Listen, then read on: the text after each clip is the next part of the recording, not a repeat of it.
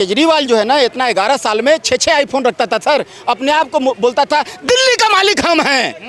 मेरे से कैसे पासवर्ड मांग लिया, 6 आईफोन रखता था सर, 10 संबंध मिलने के बाद भी वो नहीं जाता था, है ना, कोर्ट में हाजिर होने के लिए, बोलता था दिल्ली का मालिक तो हम हैं। अरे भैया हम जेल से सरकार चलाएंगे, एक नई इबारत लिख दिया, जेल से सरकार चलाया सर। तो ये जो अपने आप को बड़े मियाँ कट्टर ईमानदार, है ना, केजरीवाल, जो हम लोग सोच रहे थे कि ये है झाड़ू वाला, तो दरअसल झाड़ू वाला ही निकला दारू वाला। तो ये आपदा पार्टी का वन मैन आर्मी, ये आपदा पार्टी के नटवर लाल, ये जो मालिक है वन मैन आर्मी, ये महिलाओं को अपने कार्यकर्ता महिलाओं को, अपना कार्यकर्ता जो नेता है उनके, उन महिलाओं को घर में बुला के जूता से चप्पल से दे मार जूता चप्पल से पिटवाता है सर। तो इनको जो है इनका पोल खुल चुका है, ये सारे के सारे रामद्रोही हैं, ये चुनावी हिंदू हैं, इनसे एक बार नहीं 1000 टाइम सावधान रहने। क्या जब से भाजपा सरकार दिल्ली में आई है उसके बाद में एक भ्रष्टाचार का आरोप भाजपा सरकार पे लगता है कि भाजपा सरकार में जो है भ्रष्टाचार का आरोप कुछ तथाकथित लोग लगाते हैं, आप इस पर क्या कहेंगे? क्या सरकार में कुछ भ्रष्टाचार हो रहा है? कौन लगा रहा है? जो 25 साल से 30 साल से बैठे हुए थे, जिन्होंने सारा बेच के खा गए, जो कॉमनवेल्थ घोटाला कर गए, जो दारू घोटाला कर गए, जो अपना शीश महल बना गए, जिन्होंने नालों की सफाइयाँ नहीं करी, वही आरोप लगा रहे हैं ना। तो उन्हें पता है, उन्हें इस चीज़ का पता है कि हमने घोटाला करा हो, तो वो दूसरे पे भी इल्ज़ाम लगा दो। जैसे चोर होता है ना, चोर का ना, वो दूसरे को सबको चोर बोलेगा कि चोर चोर चोर, तो भाई वो खुद ही चोर है, तो इसलिए तो भ्रष्टाचार के आरोप। उन्हें पता होगा कि कहाँ कहाँ भ्रष्टाचार होता है हमारे पास। अच्छा, घुमा फिरा के कहीं ना कहीं केजरीवाल पे भी निशाना साध रहे हैं, क्या केजरीवाल ने भी घोटाले किए? आपके सामने ही है, दारू का घोटाला सामने है उसका, और बहुत चीज़ों का है। ये जो अपने क्या नाम था इनका, सुरेंद्र शाह आई थिंक, इनका मनीष सिसोदिया, सारे जेल किस लिए गए? कोई आरक्षण उसके लिए गए थे क्या, कि भगत सिंह बनने गए थे वहाँ पे फांसी चढ़ने के लिए? भ्रष्टाचार का आरोप लगाना और ठीक है, और आरोप के बाद बात करना। देखिए बीजेपी सरकार में आप भ्रष्टाचार के आरोप की बात नहीं कर सकते। अब आपको सीधा उदाहरण मैं ऐसे दे देता हूँ कि 12 साल तक नरेंद्र मोदी जी मुख्यमंत्री रहे हैं, कभी किसी ने कोई आरोप लगाया? लाल कृष्ण आडवाणी जी का ट्रैक रिकॉर्ड रहा है, जब हवाला कांड में उनका नाम आया था, जिसको जैन डायरी बोला जाता है, उन्होंने इस्तीफा दे दिया था। बाकी कांग्रेसी वही हैं जो आज ज्ञान दे रहे हैं, उन्होंने इस्तीफा नहीं दिया, सत्ता में बने रहे और उसकी मलाई खाते रहे हैं। ठीक है, व्यापम घोटाला शिवराज सिंह चौहान जी के नाम पे हुआ था, कमलनाथ जी की सरकार रही, एक सिपाही नहीं गया उसके बारे में जांच करने। तो अपोजिशन जो आरोप लगाती है उसका कोई वैल्यू नहीं है, उससे किसी को कुछ फर्क नहीं पड़ता। लोगों को ये भरोसा है कि जब तक मोदी जी शीर्ष में बैठे हुए हैं, तब तक अगर कोई मुख्यमंत्री या कोई मंत्री घूस लेते हुए या करप्शन में इन्वॉल्व होगा तो उसके साथ कार्रवाई होगी और उसका कैरियर समाप्त कर दिया जाएगा। जैसे बंगारू लक्ष्मण जी 1.5 लाख रुपए लेते पकड़े गए थे, आज तक वो भाजपा के नेशनल नहीं, एक ब्लॉक लेवल कार्यकर्ता की भी हैसियत नहीं रखते हैं और उनको वाइप आउट कर दिया गया। और पार्टियों में तो लोग करप्शन के आरोप लगा के जेल जाके और बैठ के सरदार बने फिर रहे हैं। वो लोग आरोप की बात कर रहे हैं, तो ये भारत के लिए तो बहुत आरोपों में तो गए थे ना, ट्रायल चल रहा था इनका, ट्रायल अभी भी चलता रहेगा, अभी कोई बरी कोई ना हुए हैं। अब वो केजरीवाल तो यहाँ से भागा हुआ है, क्यों नहीं दिख रहा? पहले तो मैं दिल्ली का बैठा हूँ, आपने कभी किसी बीजेपी के सीएम की या कभी मोदी जी की कोई स्टेटमेंट सुनी है जितना घमंडी से केजरीवाल बोलता था संसद में खड़ा होकर कि ये दिल्ली हमारी है? नहीं समझे, वो अपने बाप की दिल्ली समझ रहा था। सही है, वो पब्लिक को भूल चुका था। वो कहता पब्लिक ने मुझे 67 सीटें दे दी, ठीक है, अगर वही सीटें मोदी जी को मिल जाए तो वो EVM हैक, और जब वो खुद को मिल गई तो जी मेरे को गवर्नमेंट ने दी है। तो ये सब प्रोपेगेंडा है, इसके अलावा कुछ नहीं है। केजरीवाल हो या कुछ हो, केजरीवाल दोबारा वापसी कभी नहीं आएगा, कभी नहीं आएगा। क्या दिल्ली में भाजपा सरकार आने के बाद में कुछ विकास हुआ है? क्यों नहीं हो रहा? लोगों को दिख रहा है। देखो जिसको नहीं दिखाई देता वो तो यही कहेगा विकास नहीं हो रहा है। आज नालों की सफाई हो रही है, आप क्या चाहते थे कि यहाँ पे वाटर लॉगिंग ना हो, तो नालों की सफाई हो रही है। उसके लिए प्रवेश वर्मा जी भी नीचे उतरे हुए हैं ज़मीन पे, रेखा गुप्ता भी आज सारी 1 साल के अंदर कह रहे हैं कि भाई ये जमुना साफ़ क्यों नहीं हुई। उन्होंने 10 साल में क्या करा था? आपने केजरीवाल की लास्ट की स्टेटमेंट सुनी थी कि 3 चीज़ें मैं कर नहीं पाया। क्या? जमुना साफ़ नहीं कर पाया, पॉल्यूशन ख़त्म नहीं कर पाया, और एक स्टेटमेंट उनकी और थी। तो भाई तुझे गद्दी पे बैठाया किस लिए था? मौलवियों को तनख्वाह देने के लिए बैठाया था क्या तुझे? भाई जिस काम के लिए बैठाया होता है, आज हमने गवर्नमेंट को किस लिए बैठाया? कि यहाँ पर लॉ एंड ऑर्डर सही हो, यही होगा, इसके लिए बैठाया ना हमने कि आपके साथ कोई छीना झपटी ना हो, मेरे साथ छीना झपटी, लॉ एंड ऑर्डर मेंटेन हो, यहाँ की सफाइयाँ सही से हो, वाटर लॉगिंग न हो, आदमी ट्रैफिक सिस्टम सही हो, इसीलिए गवर्नमेंट बैठाता है। या मौलवी पंडितों को तनख्वाह देने के लिए बैठाता है आदमी? वो काम ही यही कर रहा था खाली कि मौलवियों का तनख्वाह, जब उसे दिखा कि मेरी ज़मीन की तकरी है तो वो पंडित जियों के पास भी पहुँच गया कि अब मैं तुम्हें भी दूंगा। जब उसे धक्का मार के नकारा सबने तो जा भागा है फिर वो यहाँ से। देखिए सर, पूरा दिल्ली बड़ा शहर जो होता है ना, बड़ा शहर का जो है ना जल और वायु दूषित होता है, इस पर फोकस डालने की ज़रूरत होती है। तो आम पब्लिक तो फोकस डालेगा नहीं, कौन डालेगा? राजा। जब विभीषण जो है ना श्री राम प्रभु का शरण में जब गए तो उसका चेहरा पर जो है ना उदासीता देखें, अरे बड़ा उदास हो यार। बोलता है हम जानते हैं एक राजा को अपना प्रजा का सबसे ज़्यादा चिंता होता है, अपना नागरिकों की सबसे ज़्यादा चिंता होती है। तो राजा ही ना नागरिक का चिंता करेगा, तो राजा हैं रेखा गुप्ता जी यहाँ का, तो चिंता कर रही हैं कि भाई समय से पहले अगर नहीं चिंता करेंगे, अगर वातावरण जो नरक बना दिया केजरीवाल, ये जो है 11 साल में दिल्ली को सड़क में गड्ढा, गड्ढे में सड़क, और पूरा दिल्ली को कूड़ा का पहाड़ बना दिया। जगह जगह पर कूड़ा का पहाड़, जगह जगह पर कूड़ा का ढेर लगा हुआ, सारा दिल्ली एकदम बदबूदार बना दिया। तो वो नरक को जो है ना स्वर्ग बनाने का काम जो है रेखा गुप्ता जी कर रही है। तो स्वागत तुल्य है। हर जगह देखिए एयर कंडीशन, हाँ, हर घर में एयर कंडीशन, हर गाड़ी में एयर कंडीशन, हर बस में एयर कंडीशन, आग उगलती सीएनजी बस।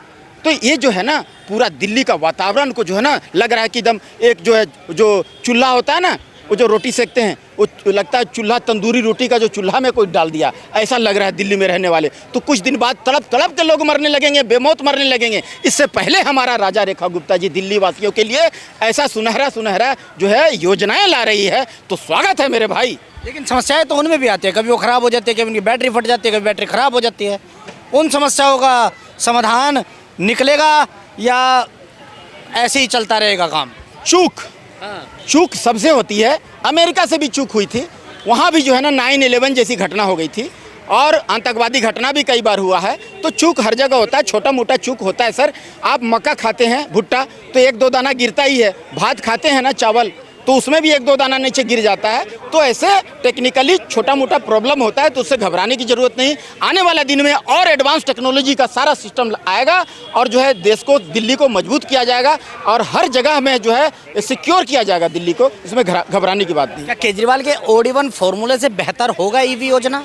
केजरीवाल तो कहीं टिकता नहीं है भाई। केजरीवाल तो सिर्फ कोई काम नहीं करता था, हजारों पेड़ काट दिए शीश महल बनाने के लिए। लोग जो है ना, देखिए ये जो है ना जीवन से, हमारा लाइफ से जो है ना रिलेटेड है एक एक पेड़ को। और रेखा गुप्ता जी से मैं यही कहूँगा कि दिल्ली में करोड़ों पेड़ को जो है ना लगाया जाए, तभी जा कर के हम जो है हमारा जान और माल सुरक्षित रहेगा, हम जिंदा रहेंगे। नहीं तो हम आवाम जो है, जैसा जनसंख्या बढ़ रही है, तड़प तड़प के लोग आने वाले समय में मरेंगे। 2, 4, 5 डिग्री और बढ़ जाएगा ना, तो लोग जो है बेमौत मारे जाएंगे, डेली लाखों की संख्या में मारे जाएंगे। तो इससे अच्छा है सब जगह दुरुस्त किया जा रहा है।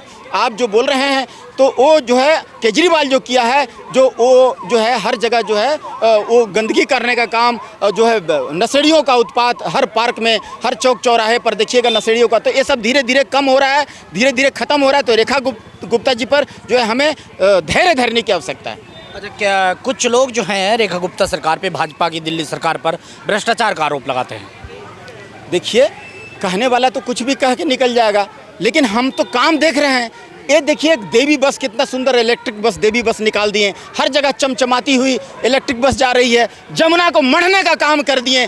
पहले केजरीवाल के समय में ये जो है ना कोरोना काल में लाखों पूर्वांचलियों को, बिहारी भाइयों को खदेड़ दिया, डरा धमका करके। क्या भाई, तो कोरोना काल है, कितने आदमी मर जाएंगे कब। लोग भी घबरा गए कि भैया जाओ जाओ, वहाँ कश्मीर गेट में बस लगा हुआ है, लाखों की संख्या में सब वहाँ चले गए। देखे तो कोई बस नहीं, तो अपना बाल बच्चा के साथ अपना सूटकेस ले करके कंधा पे, रोते बिलखते, भूखे प्यासे, जीते मरते अपने अपने गाँव गए थे पैदल सर।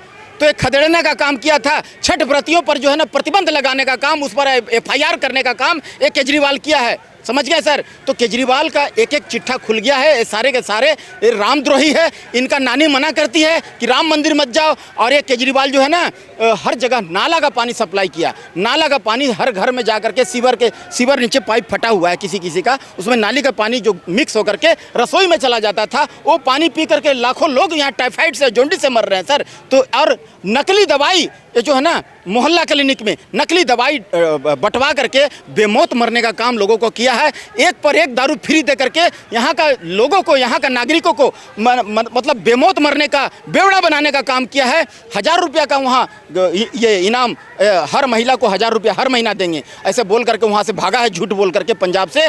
तब से वापस यहाँ आया, फिर वहाँ गया है, तो ये वहाँ दोबारा आएगा भी नहीं।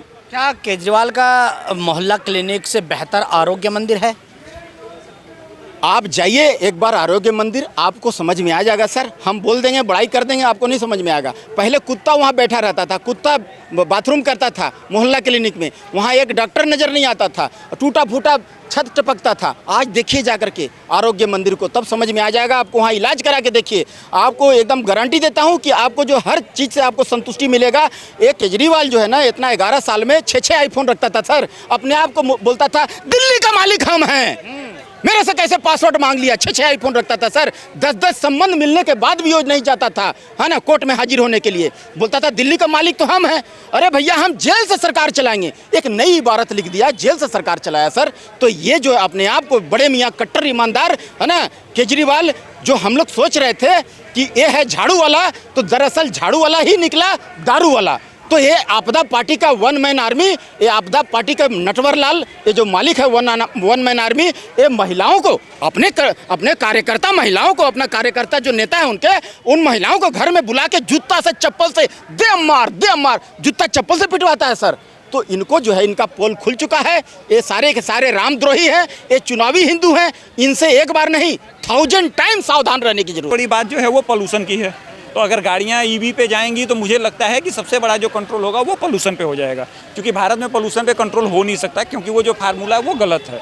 लोगों को ये बात समझनी होगी कि हमारे यहाँ वायुमंडल में डस्ट होता है, ठीक है। तो हमारी परंपरा में हम शुरू से गमछा लेके घूमते रहे हैं, साफा पगड़ी हमारी पहचान रही है। जब भी हम घर से बाहर निकलते थे मुंह ढक के निकलते थे। तो युवा जनरेशन को ये बातें पता नहीं है और ये वो बात समझ नहीं सकते, इसीलिए उनको लगता है कि AQI का जो सिस्टम है वो पोल्यूशन से रिलेटेड है। हालांकि ऐसा कुछ नहीं होता है। जैसे ही दिल्ली में 10 मिनट बारिश हो जाती है, हमारा AQI लेवल 1000 से सीधा 100 पे आ जाता है। तो हमें ये बात माननी पड़ेगी कि हमारा AQI का जो सिस्टम है वो पोल्यूशन ना हो के वो डस्ट के नाते होता है। तो अगर EV भी आ जा रही है और पंजाब में पराली जलना बंद हो जाती है, तो मुझे लगता है ये दिल्ली की जनता के लिए सबसे अच्छी बात होगी और आने वाले फ्यूचर में जो है वो दिल्ली एक अच्छी सिटी के रूप में डेवलप होने का काम करेगी। जो फार्मूला, जिस फार्मूले की आप बात कर रहे हैं कि फार्मूला कामयाब नहीं होगा, जो ओड इवन का फार्मूला केजरीवाल का था, क्या वो कारगर साबित नहीं था? देखिए, बात केजरीवाल जी की ये है ना कि इज्जत आनी जानी चीज़ है, बंदा ढीठ होना चाहिए, ठीक है। तो वो ऐसे कुछ बैठता है, इज्जत आनी जानी चीज़ है, आदमी केजरीवाल होना चाहिए। भाई, जिसकी कोई क्रेडिबिलिटी नहीं है, जो जेल जाने के बावजूद भी कहता है मैं जेल से सत्ता चलाऊंगा, उसके कहने पे लोग आरडी बंद करेंगे, वो एक PR स्टंट था। दिल्ली की जनता को अच्छे से पता था और उसके कहने पे किसी ने कुछ नहीं किया था। आप पुलिस वालों को देख लीजिए, किसी को देख लीजिए, किसी ने कोई उसकी कार्रवाई नहीं करी थी।